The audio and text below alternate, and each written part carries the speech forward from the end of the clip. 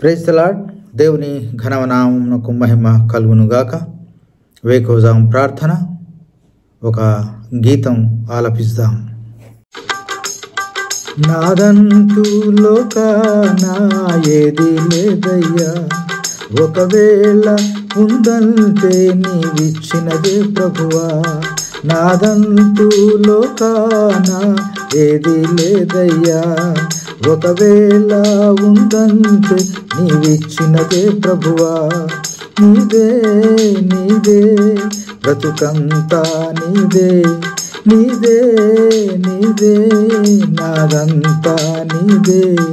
నాదంటూ లోకాన ఏది లేదయ్యా, ఒకవేళ ఉందంటే నీవిచ్చినదే ప్రభువా.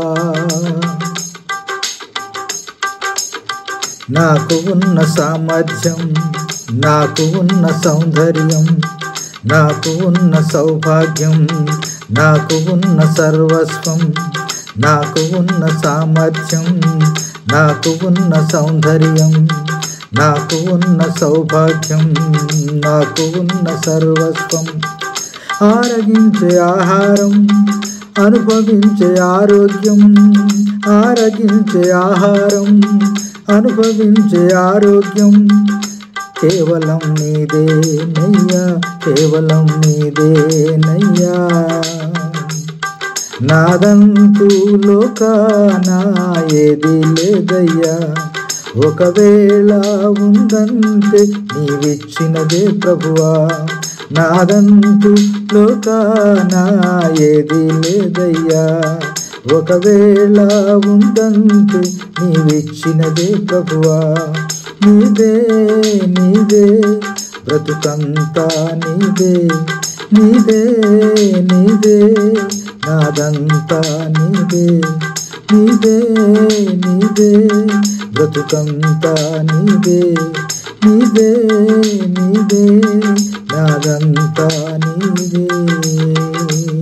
ఈ దిన వాక్యము చదువుకుందాము. యోబు గ్రంథము 1వ అధ్యాయం 21వ వచనం. యెహోవా ఇచ్చెను, యెహోవా తీసుకొని పోయెను, యెహోవా నామమునకు స్తుతి కలుగునుగాక. ప్రభునందు ప్రియ దేవుని బిడ్డలారా, మీ అందరికీ వేకువజామున ప్రభు ఘనమైన నామంలో వందనములు శుభములు తెలియజేస్తూ ఉన్నాను. యోబు గ్రంథం, ఈ గ్రంథంలో ప్రధాన పాత్రధారి యోబు. యోబు తన సమస్తాన్ని కోల్పోయిన తర్వాత తన శ్రమలకు కారణం ఏమిటని ఈ గ్రంథంలో 42 అధ్యాయాల సమాహారం, చర్చల సంపూర్ణం.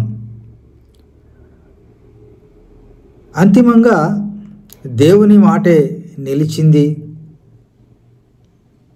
యోబు కోల్పోయిన సమస్తాన్ని దేవుడు రెండంతల అధికంగా దయచేయడం ఈ గ్రంథంలో మనం చూస్తూ ఉంటాం. ఈ గ్రంథ సందేశం ఏమిటంటే, జీవితంలోని ప్రతి సందర్భంలో అత్యంత క్లిష్ట పరిస్థితుల్లో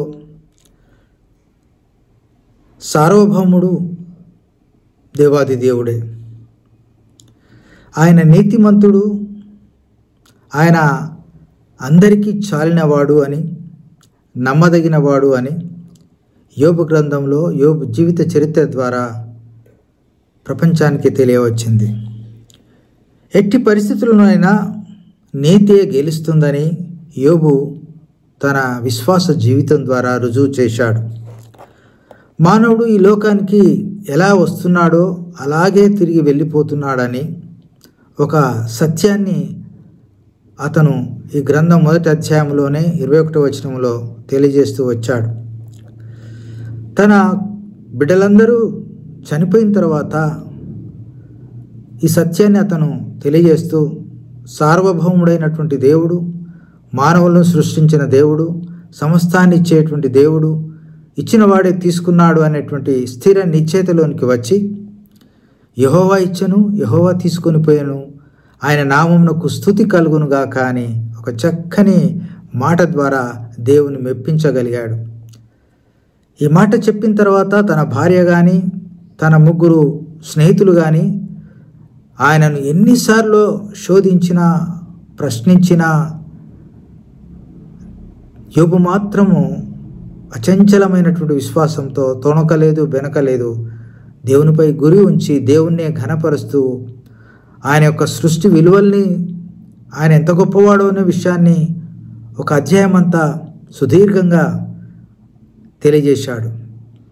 నాడే యోబుకు దేవుడు తన గొప్ప జ్ఞానం చేత ఈ యొక్క విశ్వం నడక, భూమి నిర్మాణము, విశ్వంలో ఉన్నటువంటి సమస్తాన్ని తెలియజేయించాడు. చాలా అద్భుతమైనటువంటి గ్రంథము యోబు గ్రంథం. కనుక ఈ గ్రంథంలో ఇంత గొప్ప నీతి దాగి ఉన్నదని,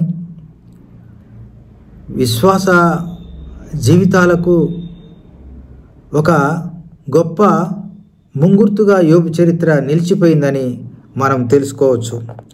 యోబు వలనే మనం నిలబడాలని, మన విశ్వాసాన్ని కాపాడుకోవాలని, విశ్వాసానికి ఆది వ్యక్తి అయినటువంటి ప్రభు ఎన్నుకున్నటువంటి అబ్రహాము జీవితాన్ని మనం దృష్టిలో ఉంచుకొని సాగిపోవాలని, అబ్రహాం కంటే ముందు యోబే తన విశ్వాసాన్ని గొప్పగా చాటి చెప్పాడు. కనుక మనం కూడా ఎట్టి పరిస్థితులైనా మనము విశ్వాసాన్ని విడకుండా దేవునిపై భారం వేసి ప్రతి పరిస్థితిలో, ప్రతి పరీక్షలో నెగ్గే వారంగా ఉండడానికి మనం ప్రయాసపడదాం.